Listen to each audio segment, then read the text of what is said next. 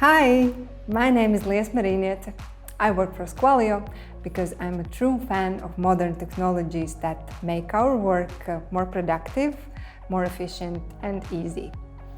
HR digitalization topic has been high on company agendas for many years now, but in Latvia and in Baltics as well, we see that we are still making our first baby steps towards this direction, and many companies don't know where to start.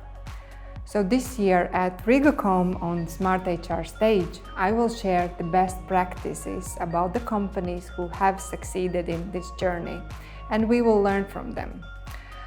What are the basics for making a decision towards technology needs?